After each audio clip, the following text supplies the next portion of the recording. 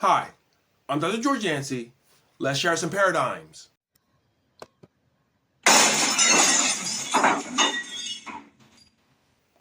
And paradigm share today concerns the case for moral persuasion.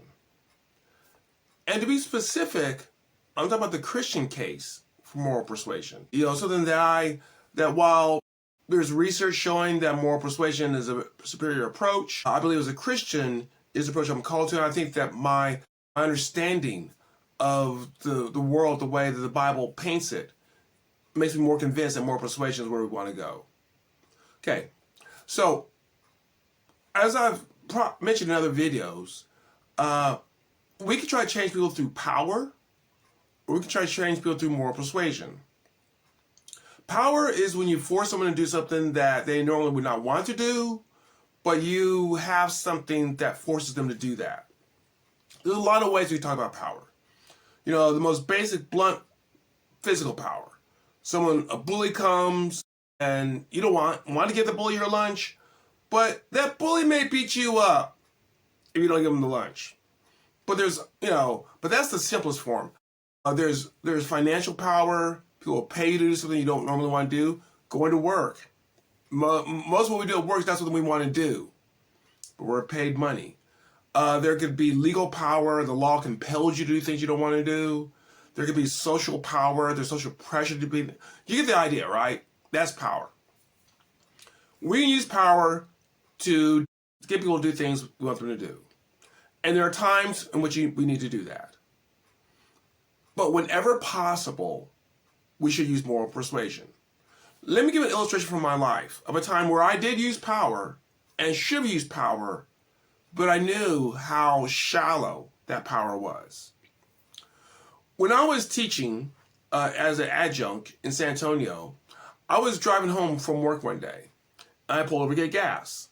As I pulled over to get gas, I looked over and there was about 3 or 4 boys surrounding another boy. They were about junior high age. And here I was, a full-grown adult, 6'3", 200 pounds. So I looked over there and I looked around to see if someone was going to do something about that, because they're obviously menacing this boy, threatening to hit him, beat him up. There was an old man there, and there's a couple of women. And I don't want to stereotype or anything like that, but those folks were not going to do anything about it. They'd be afraid.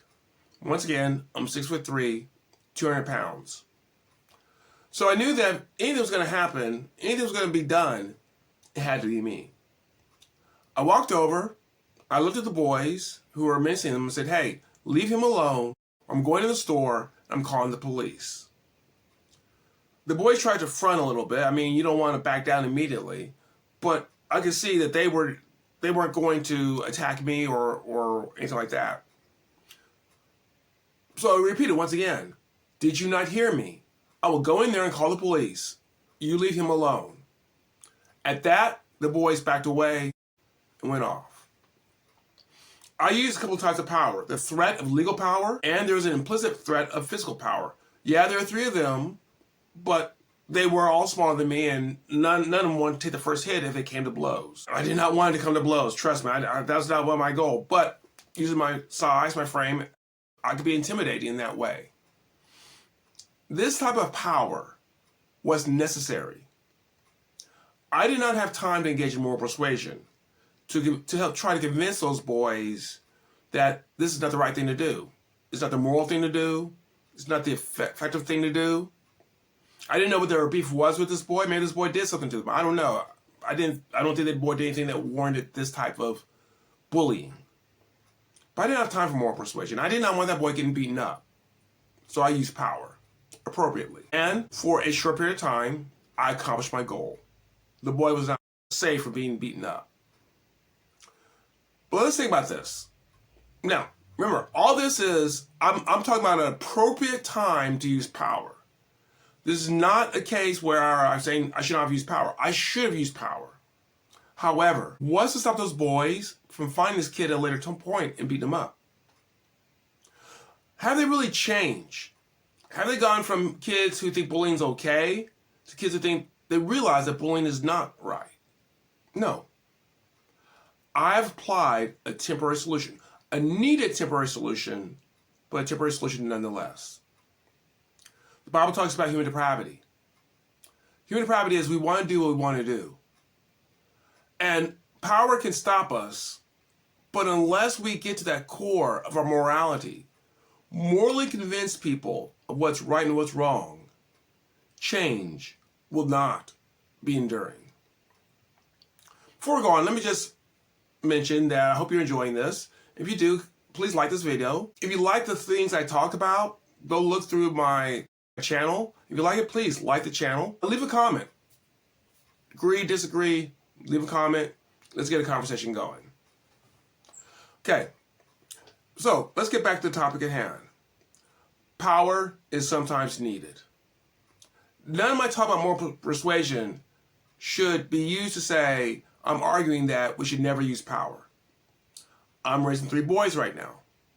I have to use power. One, at the time of this video, one's 10, one is 8, and one is 7. You know, power is sometimes needed because boys will be boys, and boys will do things they should not do. But ultimately, I've got to, if all I want to do is to control them at that point in time, all I need is power. But what I want them to do is to change their minds, to convince them that this is the right way to go. I must, at some point, engage in moral persuasion. And power is limiting. Could I follow those boys around to make sure that they don't ever beat up that boy? Well, I have a life, so no. But let's say I could. Would that change them from not being bullies? No. In fact, what's going to happen? Eventually, they're going to find a way to counter that power. They may go to their parents. And now it's one man to another man. They may find a bigger kid in high school, the high school tight end, and say, hey, can you help us against this guy who's threatening us? And of course, you know, that can set off a whole arms race. I get some guys come with me and pretty soon we have gang warfare. Is that a solution? You see, the problem with overusing power is if that becomes a way in which you get people to do things, that's what you must rely upon. And if you feel like you must change them, the solution is more power. And eventually they react back to you with more power. And that gets us in the situations we have today in our society. Power is necessary when we can do moral persuasion, which of course takes time and relationships. Moral persuasion is superior. I think we live that out. What that would mean in race relations would mean we'd be trying to use more persuasion instead of forcing people. Force people when necessary. Do not allow someone to overtly discriminate against someone else. But look at more persuasion to convince them, to change their morality about the injustices that you feel. And by the way, I'm saying whether you're white and you feel there's injustice or you're a person of color feels there's injustice, more persuasion is a superior way to develop the relationships, to develop the community, so we could have lasting change. Oh, I hope this is useful to you. I hope it's to give you something to think about as far as power and more persuasion. And please, come back. We can shatter some more paradigms.